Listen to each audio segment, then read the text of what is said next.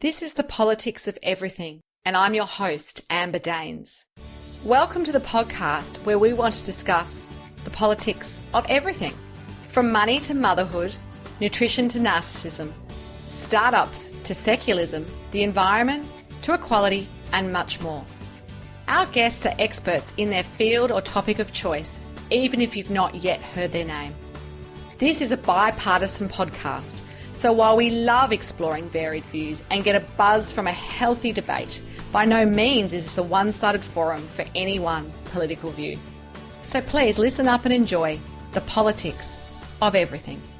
For the latest episode of The Politics of Everything, I'm with Tracey Spicer, who, as well as being a talented writer and accomplished TV journalist, is also one of my girl crushes. A few years ahead of me career-wise, I've always looked up to Tracey as she rose the ranks and kept her sense of humour while she fought the hard fight from the front line of commercial TV land, a place where women are still often judged for their appearance more than their quality of reporting. Tracey has recently released a new memoir called The Good Girl Stripped Bare, and I avidly read and nodded and laughed and screamed at the pages along with it, it felt. In this memoir, Tracey exposes her own hardships and her successes on the road to now, including sexual harassment at work, getting divorced, the passing away of her beloved mother, and her own sacking from a high-profile commercial TV job while on maternity leave. I'm humbled today to share the microphone with Tracey as we explore the politics of memoirs. Welcome. Thank you, and thank you for that beautiful intro. I hope you didn't scream too loudly, or I hope it was cathartic if you did. It definitely was. So what made you want to write a memoir? I mean, obviously it's a very raw experience for some people, cathartic for others. Why a memoir? Oddly enough, it was never my dream. I'm a short-form journalist. I like doing 24-hour news or 600-word columns, bash it out, go to sleep that night, wake up and do something entirely different. So the thought of a year-long project was terrifying. But I was really honoured and privileged when a publishing house approached me and said, look, we think you've got a memoir in you and we think it could be a comedy memoir that gets across serious messages. I think the best way to get across some tough lessons is through humour. So I wrote this book around my own journey through television and radio and newspaper over the past 30 years. And I wanted to weave around it some key moments in the women's rights movement, but also some advice for young women entering the workforce about the challenges they might face and how they can tackle that. So take me back to your own childhood in the suburbs of Brisbane, where the book kind of starts, if you like. I mean, was a career in journalism always the dream, and why TV? It was. I used to love sitting there watching the 6 o'clock news. Our house would fall silent. Mum and Dad were very passionate about social justice, so we loved watching current affairs programs. And as soon as I saw Yarn Event on television, I thought, I want to be that woman. And I don't think I just wanted to be a news or current affairs host. I think I wanted to be a slight dark-haired woman of Eastern European origin because it was so much more sophisticated than being the bleached-haired bogan chick from Redcliffe. So, you know, when you grow up I grew up in a really rough area, there weren't that many female role models in the workforce around us, aside from my wonderful mum, who was a fantastic feminist and always a working parent. There weren't that many role models around us that I wanted to aspire to. Excellent. So you describe yourself as a good girl from the beginning of the book. And how did that sort of theme manifest itself throughout your career? What does it really mean to be a good girl? In the era that I grew up, girls were expected to sit there quietly as they got older, not to talk about the nasty business of money, to be the glue in others' conversations, to bring out the scones, to make the cup of tea. You know that whole CWA thing, right? So in the workplace, that manifested with me being at Network 10 for 14 years and never once asking for a pay rise. That is crazy. Crazy. In fact, turning around once and saying, oh, actually, I feel privileged to work here, sir. Don't worry about giving me any more money, like an idiot. But equally, that good girl thing was reinforced by another boss who said to me, oh, you don't need a pay rise, Tracey. You'll work here for a couple of years, then you'll marry a nice man. He'll look after you and you'll never have to work another day in your life. So television is pretty old-fashioned when it comes to the corporate sector. In a lot of ways, it's still stuck back in the 1950s and 60s. Yes, I do appreciate that. I guess, you know, with writing a memoir, do you feel like you kind of end up making a few more enemies along the way because you can't hide behind it being a piece of fiction? Is there kind of a little bit of fear in you as you tackle the memoir? Not really. I wanted to be as honest and authentic as possible.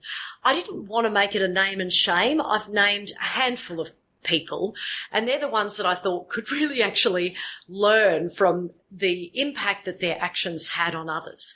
But broadly, it's more about the structural discrimination in the workplace, and not just television, in all workplaces.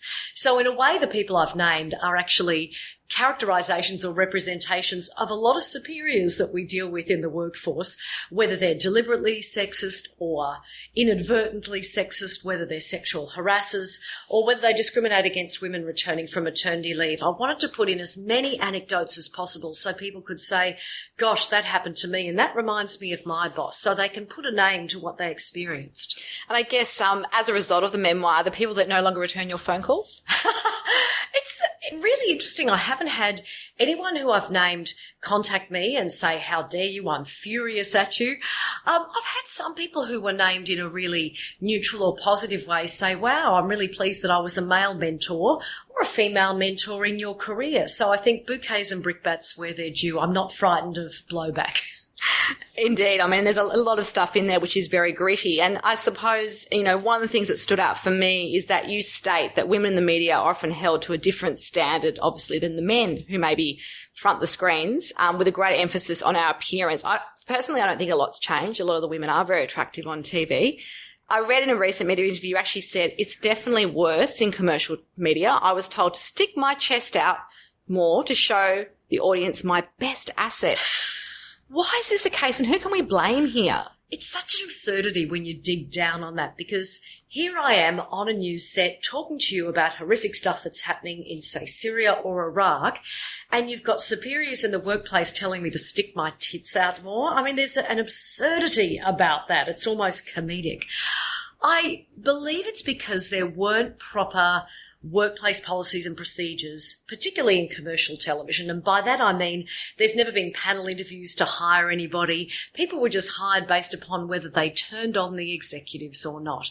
So really, women like me who have done journalism degrees and dreamed of going into this wonderful, exciting industry were treated almost as blow-up dolls or playthings for the executives, and then discarded when our currency fell, for example, when we become older. Yeah, exactly. We're all going to age at some point, although some people's foreheads don't seem to move at all still on TV. It's amazing. It's really interesting internalised misogyny there. I've spoken to a lot of women my age or older in the industry, and they say, well, what am I supposed to do if I don't do this?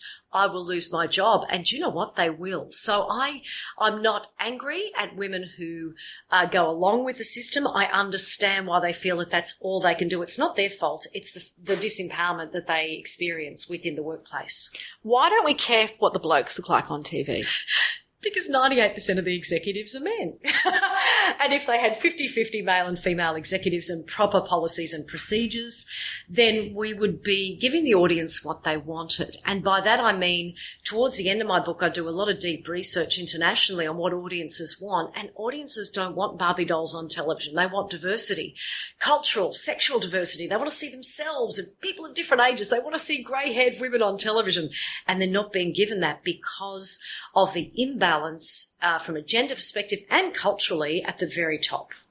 I guess TV is a visual medium and you can, understand it. What needs to change? I mean, other than maybe having 50-50 representation in the executive rooms, I mean, do viewers themselves need to kind of write in and say, hang on, we've had enough of this, blonde-haired, blue-eyed women on TV telling us about tragedies and doing it without a movement of wrinkle or face, and obviously it being a size 2. I mean, is that something we all need to partake in? It's an interesting question because the media reflects and shapes society. So you do have impact from audience members writing in, but usually they'll write in because they're accustomed to seeing Barbie dolls on television with things like, oh, I don't like her hair tonight, or what about the colour of her jacket?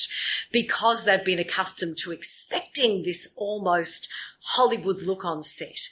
That's one of the reasons why I wrote the book, to start a new conversation about, well, what do you really want to see on television? I know you get annoyed by the wrong colour jacket because it's not used to what you're seeing, but please contact the networks and tell us what you want. I would contend that audiences are telling the networks what they want, by the fact that they're switching off.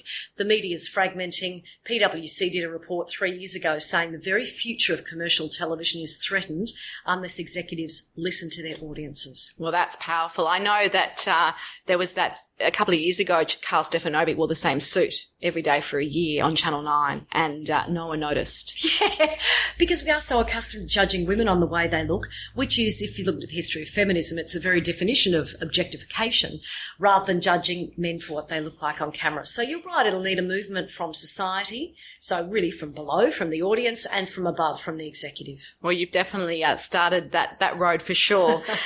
So changing tack a little bit, your road to motherhood was not a simple one, and you're very candid about the fact you undertook IVF to conceive your firstborn, your son Taj, and he was born prematurely, and then you had a daughter naturally a couple of years later. I mean, you must have felt at times that you had to choose between motherhood and a TV career. Was that the case? I've spoken to my mentor, Caroline Jones, about all this. She's in her 70s now, first woman on television current affairs in Australia, and she knew that there would be no way in that era that she could have both, so she chose her career. She didn't even think that she could choose to have a family, which is terribly sad. In my era, we've come a long way. We can have both. I didn't feel like I had to choose between the two, but I knew that it would be incredibly difficult to come back to work because all of my friends who had chosen to have children while having full-time jobs were either sidelined or sacked or told they couldn't have part-time or job share when they tried to get back into the workforce. I knew that it would be difficult. Obviously, it was important to you to do it anyway. So having, maybe had the first child, did you think maybe that you'd have to take a lesser job? I mean, what did it mean for you? I didn't for a second believe that I deserved to be demoted after having a child. I know that happens to 1 in 2 women in all workplaces, but I thought, I'm a journalist, I've done my research, I know there's legislation to protect us these days. So when they tried to do it so blatantly, saying, we'll get some younger presenters on the roster, i.e. we're going to demote you to a lower paid, lower profile role, I guess I was shocked that they were so explicit about breaking the law in this area. It is, it's against the law for sure. And I guess not everyone can lay claim to being sacked by email while on maternity leave, but many women I know have been discriminated against in the workplace, and that's whether in a corporate environment, whether they be work in the sporting field or even in small business. Why did you decide to take legal action when this happened to you? Because when I started doing my research on the legislation and the policies and the union regulations, I realised that it was something that wasn't spoken about in public conversation, something that wasn't covered enough in the newspapers. And I knew as a journalist I could amplify the voices of others by starting a national conversation. I thought, you know what, I'm a privileged middle-class white woman. I've got emotional support. I've been working for almost 25 years at that stage. I had enough money to be able to take legal action. So I want to fight not just on behalf of myself, but for all women, to give them, a sense of sisterhood, a sense of courage, and some advice about what they could do if this was happening to them. And what did it mean? What were the results for the audience who maybe haven't read your book as yet? Look, I was incredibly heartened but also saddened by the fact I received hundreds upon hundreds of emails from women but also from men saying the same thing happened to my wife, my daughter, my mother. I realised there was this tsunami of injustice out there, and it was incredibly fulfilling to be able to give advice to these people to say, look, you can go here, you can go to the Human Rights and Equal Opportunities Commission, you don't have to pay for a lawyer, this is what you can do to take a stand, and the more of us that take a stand, the less likely bosses will be to do something like this. Did you worry you're going to be unhireable because you had made it such a public issue? Yeah, I just assumed I would never get a job in the industry again. And you know what? I didn't care about that. I just thought I want to take a stand. My mum had passed away by that stage, but I knew that would be what she would have wanted me to do. She was a very, very courageous woman, very tough. But miraculously, we settled out of court. And I thought I'd never work again. And then I got a phone call from the boss at Sky News who said, we want working parents in here. Men or women, you can work the shifts around your family. And that made me realise that even if you do take a stand and your name is blackened... You're a whistleblower, effectively. I mean, that's exactly right. You're a whistleblower, and that is a bit scary. But there are workplaces out there that will take a chance on you, and usually they're workplaces who understand that, parents deserve to be in the workforce as well. It's not the 1950s. So I found the right place for me at that time, and that place was Sky. Excellent. So moving again into something else that you're very passionate about, you talk a lot about your documentary and your humanitarian work, and it did take you some pretty full-on places for a white Australian woman, such as Uganda and PNG. How did you become involved in these kinds of projects, and what did you learn about life? Because it is so different to what we do on the day-to-day basis in our middle-class lives, even going to a nice studio and, getting your hair and makeup done and going on TV. It's kind of different going out to, war-torn countries where there is a lot of suffering and a lot of issues that you're tackling. I was at dinner one night with a couple of camera operators, and one of them said that he did filming with World Vision. And we were talking about social justice and poverty and international aid.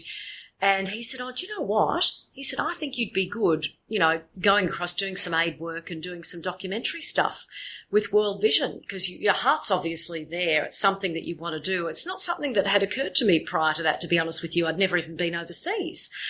Growing up in a working class area, you don't do a lot of travelling. And so that's when I went to Bangladesh and then Kenya with World Vision. Then I went to Papua New Guinea with the Worldwide Fund for Nature, and then Uganda with Action Aid, amongst other places, either writing, producing or presenting documentaries. And it's been the thing I'm most proud of in my 30-year career, being able to go and, predominantly because these documentaries are on the plight of women and girls, they're the worst treated in many societies, particularly in developing countries, and being able to share their stories and draw a link between the disempowerment that we feel, first world problems, and the kind of experiences of, say, women suffering domestic violence in Uganda. It was such a privilege to be able to connect with these amazing women. And as a result of that work, how did it change you when you came back? Did you feel like you could, did you put it in a silo, or did you make it sort of something that you continued to kind of, champion once you were back on the ground in Australia? Oh, yeah. I did my first trip about 24 years ago. So it's something that's run as a really, really powerful thread through my life. And the stories I still share with my children, who are aged 10 and 12 now, I'd really like to take them on an aid trip. I think they're old enough for me to take them, somewhere like Cambodia, so they can understand the challenges experienced by our brothers and sisters overseas. A lot of people think aid work is some kind of modern day imperialism or colonialism, but I find that you learn just as much from the people you're working with over there as they take from our experiences from this end. I see it as a really incredible equal partnership to lift each other up. So what are you most passionate about now? You've got your memoir, you do a lot of presenting work still, emceeing. What's next for Tracey Spicer? I don't know. I just want to use the rest of my career to amplify the voices of other women and to make people aware of the structural discrimination in society and the workplace, giving them some tools to help break that down. Sometimes those tools are simply the language that we use. For example, I was talking to someone at a rape crisis centre the other day. I'm an ambassador for this centre. And I mentioned the sexual harassment I'd experienced during my career, and she grabbed my hand and she said, you know what, we should call it for what it is, and that's indecent assault. And she's right, because if someone grabbed us in the street, that's what we'd call it. We'd go to the police. But inside the workplace, it has a lesser language. So I want to work on practical solutions as well as language around what women experience. That sounds very powerful. I'm a big believer we never get to where we are on our own. And you mentioned you had a mentor in the industry. Are there any other sort of figures in your life? Obviously, your mum was very special to you, that kind of keep you empowered, excited, passionate, that sort of, get that fire in your belly so you can keep doing what you're doing? Yeah, definitely. All of my female friends, because they've all had different experiences and I get a whole bunch of strength and wisdom from them. But in particular, I'm involved with Women in Media, a national mentoring and networking group. I'm the national convener of that. And I come in contact with so many women regularly, like Jenna Price, and Wendy Harmer, who's always been a great mentor to me, Caroline Jones, as I mentioned earlier, Anita Jacoby, she's on our national steering committee, and they've all had incredible experiences, are very successful women and are very open about what they've experienced and sharing it with others. So through our mentoring program, some of them mentor me and I mentor some younger women. It's a really nice chain of support. And is there anyone outside the industry that you sort of look to? Yeah, do you know what? I tend to look to working class women. I have a lot of friends who are in, not certainly not jobs that you would perceive to be glamorous, for example, like the media. And they inspire me because they're there every day, challenging not only the kind of stuff that me as a highly paid employee experienced, but the kind of stuff where, they're single parents, they're trying to bring their kids up and they're experiencing discrimination probably 10 times worse than what I experienced. So seeing them navigate their way through it, that gives me an incredible fire in my belly to continue talking and fighting about this stuff. These conversations are very important. Just to wrap up, could you share your top tips for anyone else who might want to have a memoir published at some point? They say there's a book in all of us. Not all of us want to write fiction or non-fiction. We don't really know. What would you say would be your top tips if you are going to embark on this? My number one tip is to make friends with the local barista or postie, because I got so isolated in my house writing the memoir, Was it the 12 months you mentioned? Yeah, and I started talking to the appliances. The toaster had a particularly good line of conversation. And if it wasn't for being able to wander down the street and go to my local coffee shop or post office, I think I would have actually gone postal. So find someone to talk to break up the periods of isolation, because you can become quite trapped in your own head. That's a great tip. Well, I've had a great conversation with Tracey Spicer. This is The Politics of Everything, and I'm Amber Daines. Until next time, please keep well. Thanks for listening today. If you've enjoyed The Politics of Everything, we thrive on feedback. So please add a short review and share the podcast with your network and your friends and family. I'm also always on the hunt for fabulous new guests, so if you've got a view to share and an idea how to get our listeners excited, please email me at amber@bespokecoms, that's BESPOKECOMMS.com.au, and we'll be sure to get back to you. Until next time.